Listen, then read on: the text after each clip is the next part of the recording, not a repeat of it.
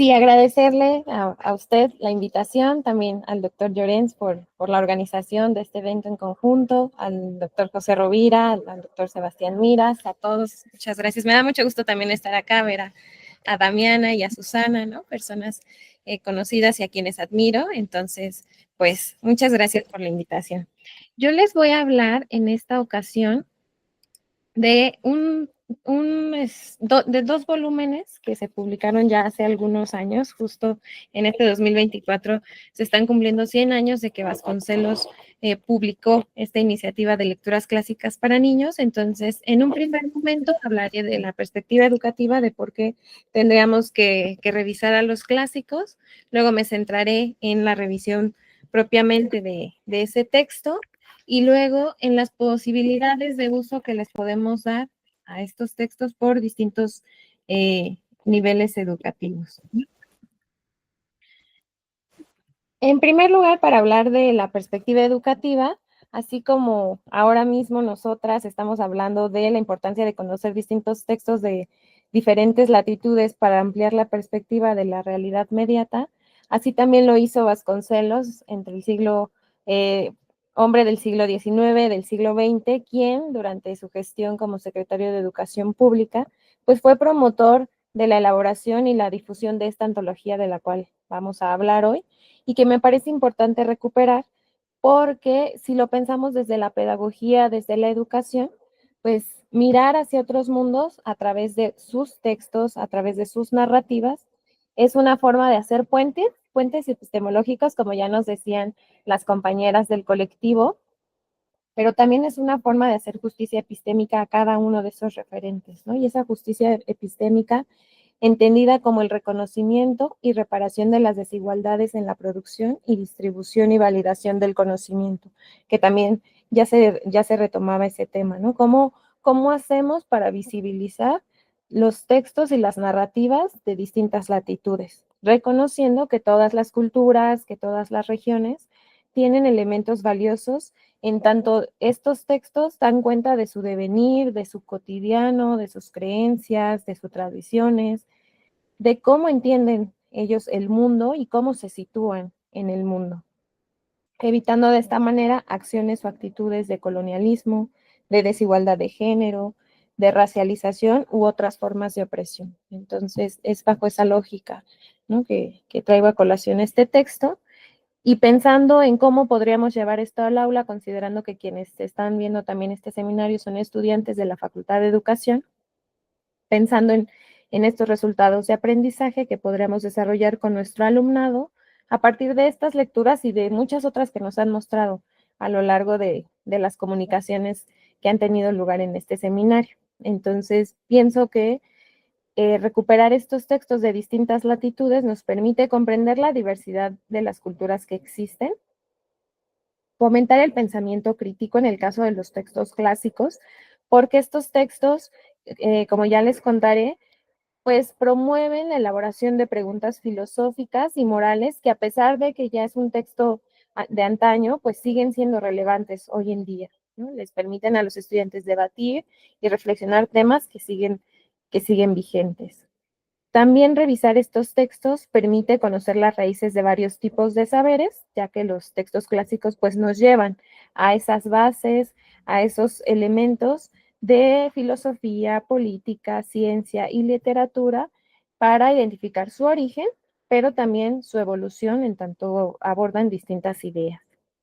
Nos permiten apreciar otros valores y principios sobre la vida y el entorno, y también desarrollar habilidades lingüísticas distintas, porque a través de su revisión nos aproximamos a conceptos distintos, a formas distintas de escribir. Ya veíamos, ¿no?, en los subtítulos que nos ponía Damiana, pues es otra forma de escribir, es otra forma de interpretar o de nombrar lo que vamos viviendo, ¿no? Entonces, conocer estos textos nos permite aproximarnos a ello. Entonces voy a hablar ahora de las lecturas clásicas para niños. Como ya les decía, pues es un referente, se trata de un texto que se publicó hace 100 años, en 1924, que no es menor, porque pues no ha perdido vigencia, ¿no? El propio Vasconcelos se encargó de ello, En México se acaba de reeditar este texto, ya no en 2 tomos grandes, como los conocíamos históricamente, sino en volúmenes más pequeños. Y pues si bien no se trata de hacer una biografía aquí de Vasconcelos, sí me parece importante mencionar que pues fue un personaje de gran relevancia en nuestro país y lo ha sido porque desde su perspectiva como abogado, pero también como filósofo, como profesor, como político, encauzó todos sus esfuerzos a la educación mexicana, ¿no? Al grado de cristalizar un proyecto de la Secretaría de Educación Pública, que es la institución que a la fecha se encarga de gestionar la educación en nuestro país. No quiere decir que antes no lo hubiera, sí que hubo varios esfuerzos, pero este proyecto de Vasconcelos es el que a la fecha pues sigue vigente. ¿En qué contexto se publica estos textos? Que me parece también importante situarlos, ¿no? Porque todos los textos responden a ciertas realidades, a ciertos momentos históricos, como lo hemos venido viendo. Y en este caso, las lecturas clásicas para niños, pues se publican al final de la Revolución Mexicana, ¿no? En este momento en el que nuestro país está redefiniendo su identidad nacional, redefiniendo qué es ser mexicano, ¿no? Y aquí hay un montón de debates porque también lo que es cierto es que durante estos primeros años México perdió perspectiva, ¿no? Dejó de lado estas, pues las lenguas originarias, a las comunidades indígenas, dando prioridad a aquellos elementos que buscaban la castellanización. Sin embargo, algo que es valioso en estas lecturas es que podríamos pensar que al hablar de clásicos solo recupera textos europeos o asiáticos, etcétera, pero no, o sea, también recupera textos propios de la literatura nacional y de América Latina. Y justo como les comentaba, pues es un documento que se publica a iniciativa de Vasconcelos, que era titular de la Secretaría de Educación Pública. Entonces, al ser un documento que cuenta con todo el apoyo de la Secretaría de Educación, pues tuvo una gran difusión en el país. Esta secretaría que se funda, pues tenía el propósito de fomentar la educación, la cultura y las bellas artes. Tenía 3 departamentos: el escolar, el de bellas artes y el de bibliotecas y archivos, que es desde donde se gesta la publicación de estos volúmenes para, entre otras cosas, combatir el analfabetismo, pero también para potenciar las misiones culturales, que en México son un referente importante de aproximar la educación a distintas zonas. Las misiones culturales tuvieron como primera, pues sí, como primer objetivo acercarse a las comunidades rurales e indígenas, siguiendo este principio que llevaron a cabo pues los evangelizadores del siglo XVI. Vasconcelos dice, bueno, vamos a aproximarnos a las distintas localidades. Aquí es donde les digo que quizá hay algunas críticas porque sí se hacía muchas veces bajo esta lógica que ya nos decía Damiana, ¿no? De ustedes no saben, nosotros vamos a enseñarles, pero me parece que más allá de eso, pues también se buscó quienes hacían estas misiones culturales, no propiamente el secretario Vasconcelos, sino el profesorado que asistía a esos espacios, buscaban encontrar las raíces de lo mexicano en su historia, en sus tradiciones, en la música, en las letras, y es a partir de esta aproximación que hacen a estas regiones que se recuperan esas leyendas, esos textos, esas fábulas, esos cuentos que se contaban en las poblaciones originarias. Y también estas misiones pues promovían la difusión del programa editorial que tenía la Secretaría de Educación.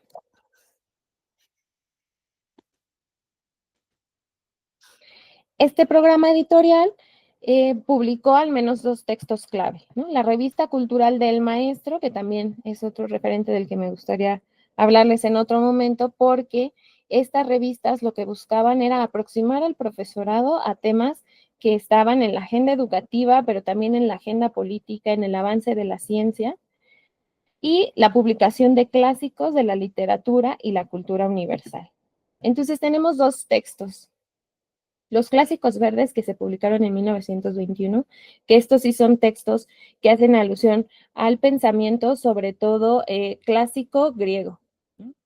Y de los que yo les voy a hablar son las lecturas clásicas para niños, publicados en 1924, que, como pueden ver en esta diapositiva, son textos que están disponibles y que están digitalizados en Internet para consulta de cualquier persona. Ahora sí, para poder hablar de estos documentos, ¿qué es un clásico y cómo lo entendía Vasconcelos? ¿No? Él decía, la palabra clásico, y así lo pone en mayúsculas, causa alarma. Sin embargo, lo clásico es lo que debe servir como modelo, de tipo, lo mejor de una época. Lo que hoy llamamos genial será clásico mañana y lo clásico es lo mejor de todas las épocas. Entonces, bajo esa lógica es que se seleccionan distintos textos que son cuentos, fábulas, mitos, leyendas, textos morales de distintas partes del mundo, adaptados a la lectura de las infancias. Y esto es importante porque, no sé si están por ahí todavía las compañeras de Chile, pero Vasconcelos contó con el apoyo de Gabriela Mistral para adecuar estos textos a la lectura de las infancias. Entonces me parece que también es un ejercicio muy enriquecedor porque se hizo de manera colegiada. Sus objetivos eran desarrollar el gusto por la lectura y el arte y también fomentar valores y cultura general. O sea, no fue baladí la selección de estos textos, sino que tenían todo un propósito educativo. Las ilustraciones, como también ya nos lo mencionaban, son cruciales para entender los textos y para dialogar con ellos. Fueron de Gabriel Fernández Ledesma y de Roberto Montenegro. Y otra de las cuestiones que me gustaría destacar de estos textos es que además de las narrativas, en el caso de los textos de Oriente, que en ese momento, en los años 20 del siglo antepasado, pues era algo que quedaba como muy lejano, ¿no? Para los referentes del profesorado mexicano, y entonces deciden añadir un apéndice para maestros donde viene un resumen de esas lecturas, el contexto en el que se publicaron esas lecturas en Oriente y algunas reglas del lenguaje, ¿no? Porque hay palabras muy específicas, cómo tendrían que pronunciarse, cómo se pronuncia la J, la K, la H, esa intersección de palabras y bibliografía para profundizar en los temas que aborda la lectura. Entonces, también es un documento didáctico para el profesorado porque vienen ciertas pautas para que puedan socializar y trabajar estas lecturas con sus estudiantes. Y hay dos ideas fuerza que me gustaría recuperar, que vienen en el prólogo de estos textos, escrito por el propio Vasconcelos. Él dice, de allí que para ser en nuestra raza, que era un término que se usaba todavía en ese momento, de obra de verdadera cultura, sea menester comenzar por crear libros, ya sea escribiéndolos, ya sea editándolos, ya sea traduciéndolos. Porque lo que decía Vasconcelos es que había que aproximar todo el conocimiento a las infancias mexicanas. Y también bajo esa lógica, que es algo que ya nos comentaba también la doctora Susana, de, bueno, ¿cuáles son esos textos que tienen que leer los niños o cuáles son esos textos que pueden leer? ¿No? Que a veces desde el adultocentrismo decimos, no, ¿cómo vamos a darles a leer la Ilíada? ¿O cómo van a leer la Odisea si son textos muy complejos? ¿No? Pero el propio Vasconcelos decía, es importante que nosotros también aproximemos estos textos a los niños, ¿no? Y él dice, les hicimos ver la petulencia con que nosotros los mayores juzgamos el cerebro infantil. Nuestra propia pereza nos lleva a suponer que el niño no comprende lo que a nosotros nos cuesta esfuerzo.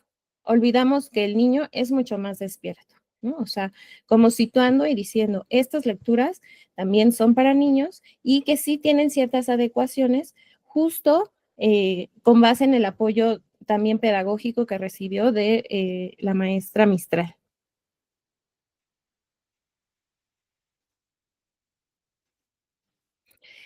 Está estructurado este texto en dos tomos, bueno, esta antología, mejor dicho, son dos tomos. En el primer tomo se habla de Oriente, de Grecia y de los hebreos, y en el tomo 2 hay textos clásicos de España, Francia, Alemania, Italia, Inglaterra, cuentos de Tolstoy, cuentos célebres como La Bella Durmiente, El Principito, etcétera.